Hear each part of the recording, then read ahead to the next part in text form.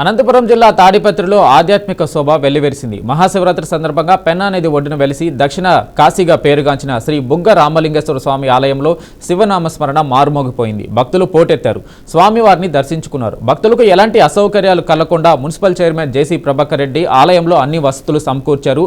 ఆలయ అర్చకులు ఆలయ చరిత్రను భక్తులకు వివరిస్తూ తెలియజేశారు. అంతేకాకుండా బ్రహ్మకుమారిల బృందం ఈశ్వరుని పలు రకాల శివలింగాలను గురించి భక్తులకు వివరించారు.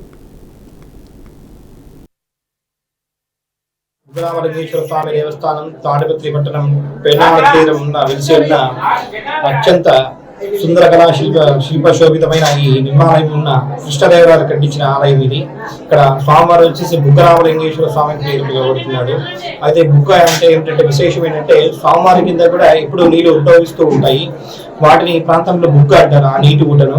అందుకు స్వయంగా బుగ్గలో స్వామివారు ఉన్నారు కాబట్టి బుగ్గని, స్వయంగా రాముల వారి రామాని, లింగాకారంలో ఉన్న ఈశ్వరుడు కనుక బుగ్గ రామలింగేశ్వర స్వామివారు అని ఇక్కడ స్వామివారి పేరు.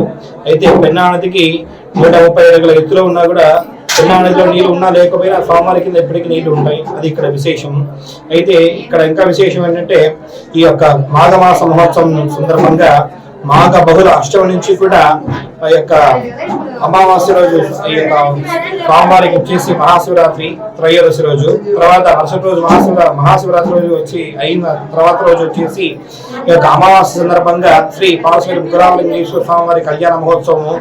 తదుపరి ఆ రోజు మధ్యాహ్నం 2 గంటలకు కూడా ఈ యొక్క మహారథోత్సవం కూడా జరుగుతుంది అనమాట. కళ్యాణం అనంతరం కూడా ఈ యొక్క బుగ్గ రామలింగేశ్వర స్వామిని ఈ యొక్క త్రయోదశి అంటే ఈ మహాశివరాత్రి రోజు భక్తులు అత్యంత భక్తి శ్రద్ధలో ఉన్న స్వామివారిని దర్శించుకొని స్వామివారి అనుగ్రహాన్ని పొందుతూ ఆ యొక్క తీర్థప్రసాదాలు స్వీకరించి ఆ స్వామివారి అనుగ్రహాన్ని పాత్ర అవుతారు.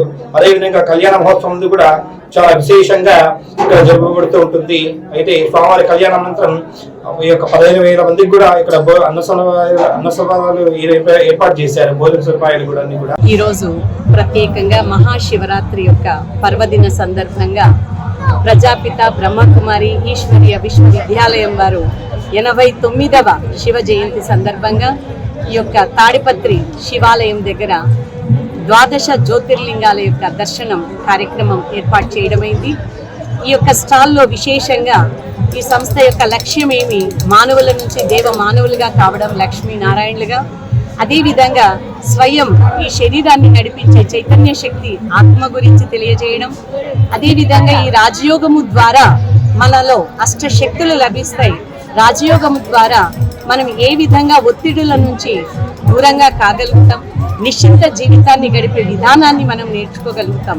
అదేవిధంగా మహిళా శక్తి గురించి కూడా ఈరోజు ఇక్కడ చిత్రాల ద్వారా తెలియచేయడం జరిగింది.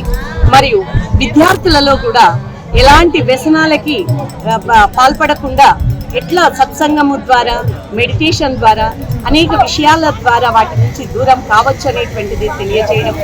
గ్రామాలలో కూడా వ్యవసాయాన్ని యౌగిక వ్యవసాయంగా ఎలా చేసుకోవాలి, రసాయనిక ఎరువులు లేకుండా సేంద్రియ ఎరువుల ద్వారా, రాజయోగము ద్వారా చాలా చక్కగా పంటని 100% మనం ఆశించినట్లుగా పంటను పండించుకోగలుగుతాం.